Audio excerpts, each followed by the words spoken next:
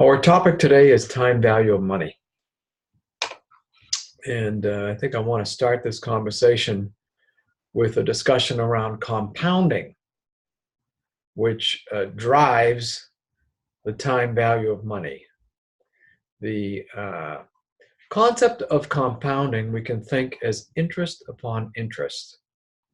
We start with an example of placing $1,000 in an account that bears interest of 5%, and we're going to keep the deposit in place for a 5-year time period. If we had simple interest, if we earned simple interest, not on a compounding basis, on our $1,000 at 5% for 5 years, we will have earned $250 at the end of the 5-year time period. That would be $50 per year for 5 years. The 50 by 5 is going to yield the answer of $250.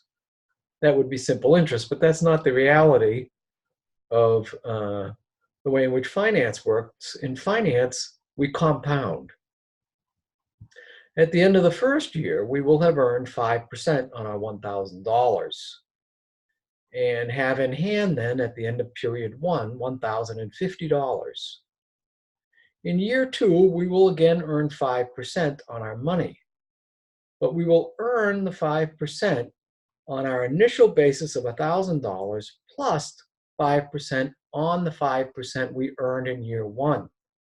So it will be $1,050 times 1.05 in year 2. So we've earned interest upon interest. At the end of year 2, as opposed to us having $1,100 on hand, we will now have $1,125 on hand due to the effect of compounding. Let me actually correct that. At the end of year 2, as opposed to having a balance of $1,100, we're going to have a balance of $1,103 at the end of year 2. At the end of year 3, as opposed to having a balance of $1,150, we will have a balance of $1,157 due to compounding.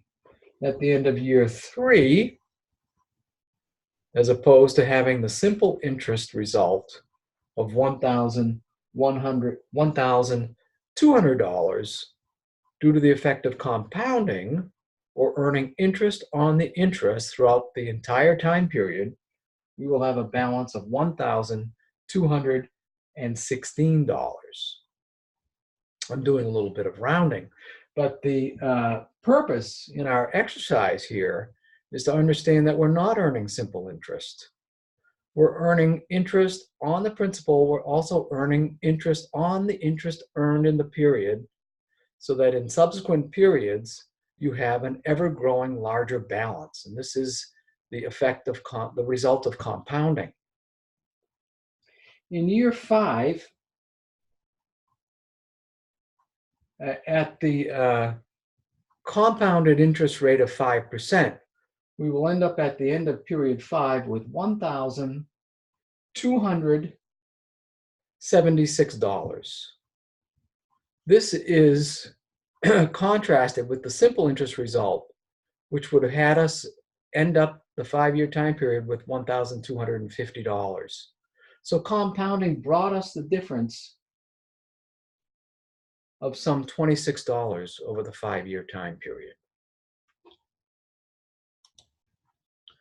So we can restate this as the future value of $1,000 in 5 years at an interest rate of 5% is $1,276. Now we're going to be able to solve these problems. I've been referring to a table here as I've been recording this, but we can solve these problems in Excel. And we would use under the fx function or under the formula function, we would seek to use FV as the formula, a future value formula. We're starting with a present day value of $1,000. We're looking out to the future to find out what that will be worth in some future time period. So we solve for future value. If you go to Excel and use the fx function, seek out the future value formula, you'll get a drop-down box. You'll be asked first to insert a rate. Insert the rate of 0.05%. 0.05. The numbers of periods are the second piece of information asked for in this drop-down table. You would insert 5 as the number of periods because we have a 5-year time period. You would then be asked to place in a cell called present value the $1,000 amount that we currently have. By inputting those components, a rate of 5%, periods of 5 representing our 5 years, and today's present value of $1,000, in the background, Excel will calculate and compound the interest. At the end of year 1, it will have represented the principal plus interest of 5%. At the end of year 2, it will have in the background calculated a 5% earning on your original principal plus the interest, so on and so forth, resulting in an answer of $1,276.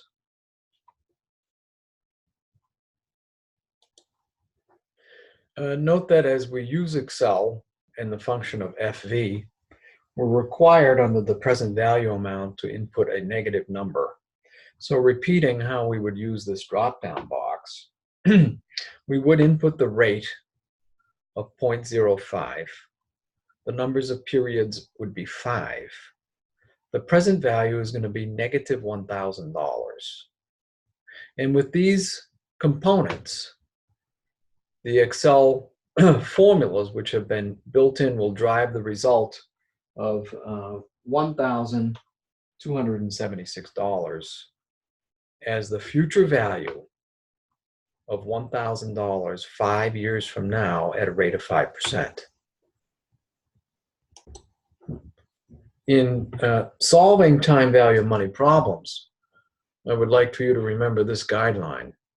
If you're given a present day value, it's likely that you need to use a future value function to solve the problem.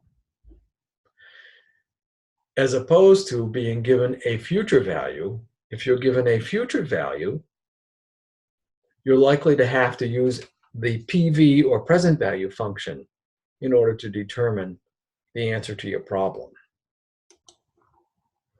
Trying then an additional future value problem, you're posed with this question. Suppose you plan to invest $20,000 in an account that pays 8%.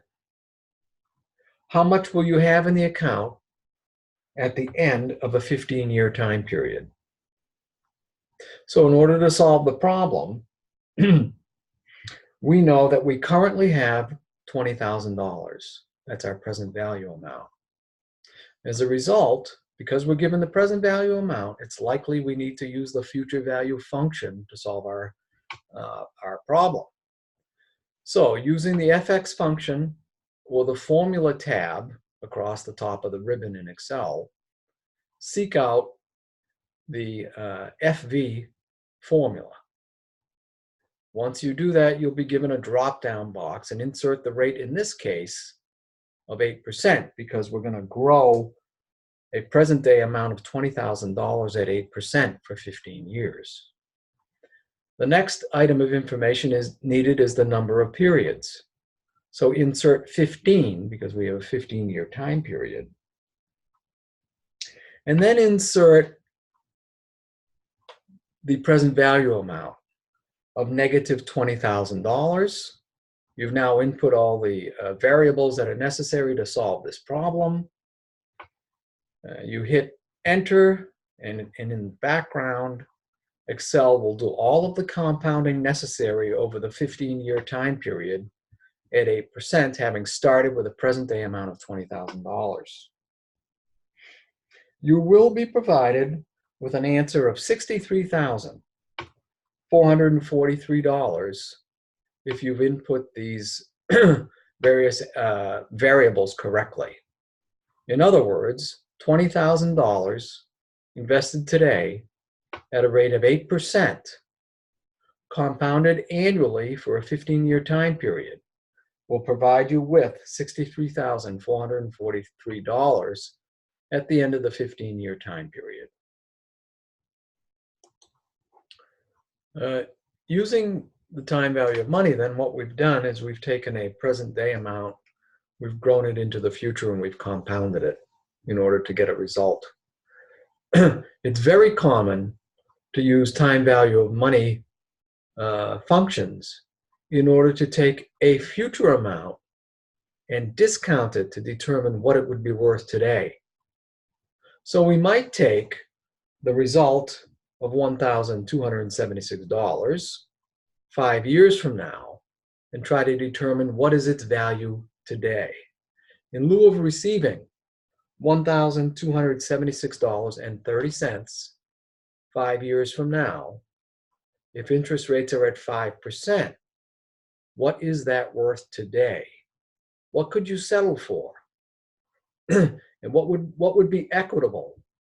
Instead of receiving 5 years from now the $1,276.30, if you wanted to settle for a dollar amount today and interest rates were at 5%, what would that value be? So we're given, in this case, a future value of the $1,276.30. We know that rates are at 5%. We're going to need to seek out the present value. So we're going to use the PV function, having been given a future value amount. So again, use the FX functionality in Excel or go to the financial formulas in Excel. And in this case, seek out PV, or present value. You'll be given a drop-down box. Again, rate will be the first variable asked for. Insert 0.05. The numbers of periods will be 5 because we're dealing with an amount that's 5 years off. And in terms of the future value, we know we're given that the future value is $1,276.30. Insert that in the FV bucket as a negative 1276.30. Hit enter, and you'll be provided with the answer of $1,000. So this is the opposite of compounding. What we've done in this case is we've taken a dollar amount from the future, 5 years out, and we've discounted it back to today's value, or the present value. And our result is that a reverse compounding takes place in the background. Excel does this for us. It takes the $1,276 and it tears it down each year by 5%, resulting in this reverse compounding effect, which gives us the answer of $1,000. It's the opposite of growing the money 5% per year on a compounded basis. So we've solved, in this case, for the present value of a future amount. Whereas in our initial example, we took a present day value and we grew it to a future value amount. So what are some of the additional reasons why the time value of money is so important, and one of the tools that's used every day in the financial industry? We can answer questions like the following. Assume you win $150,000 in a cash sweepstakes today. You decide to deposit this cash in an account that earns 8% annual interest and compound it annually. You plan to quit your job when the balance in your account reaches $555,000. How many years will you need to work before you can quit working? In other words, how long does it take us to grow $150,000 at a rate of 5% as an annual compounding rate in order to reach the $555,000? We would, and we will in our second video, actually solve the problem using the future value function. In this case, we're going to solve for the number of periods, having been given the present value amount of $155,000, the future value amount of $555,000, and the rate of 8%. We can solve for the numbers of periods. We could solve the following problem. A company is considering an investment that would produce payments of $10,000 every 6 months for 3 years. The first payment would be received in 6 months. If this company requires an 8% annual return, what's the maximum amount it is willing to pay for this investment today? In this case, we would be solving for the present value of an annuity.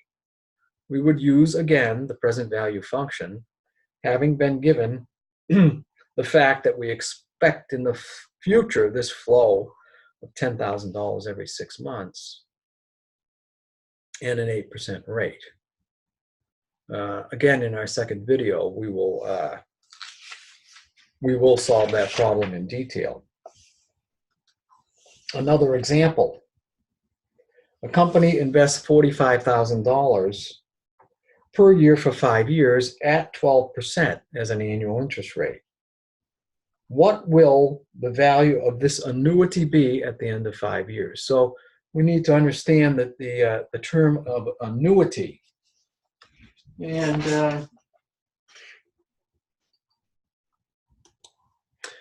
an annuity could be defined as a series of periodic cash receipts or payments that are equal in amount each time period.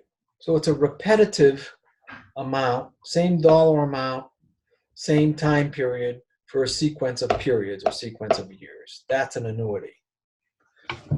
I happen to be the benefit of an annuity at the moment. I'm a Social Security recipient. Each month, 12 months out of the year, I can anticipate in the future receiving the same dollar amount as a recipient of Social Security. That's an annuity payment to me. Same dollar amount, each period for 12 months of each year. Social Security happens to adjust for cost of living increases, so I might expect next year to receive a small increase, but then receive on an annuity basis for the next 12 months a slightly higher amount, but the same amount for the following 12 months, same time periods, once a month. That would be representative of an annuity. So we can then, through the time value of money tools, take a present day amount and determine what that amount might grow to in the future at the end of a set number of time periods at a predetermined rate. We would use the future value of an amount approach towards solving that problem. We could also take then a future value amount and discount it using an interest rate to determine what that future value amount might be worth today. Or we could future value on an annuity basis, that's going to be a stream of payments equal in amount over a set number of time periods, and future value the value of annuity payments. Or we could present value a future value amount of an annuity and present day that.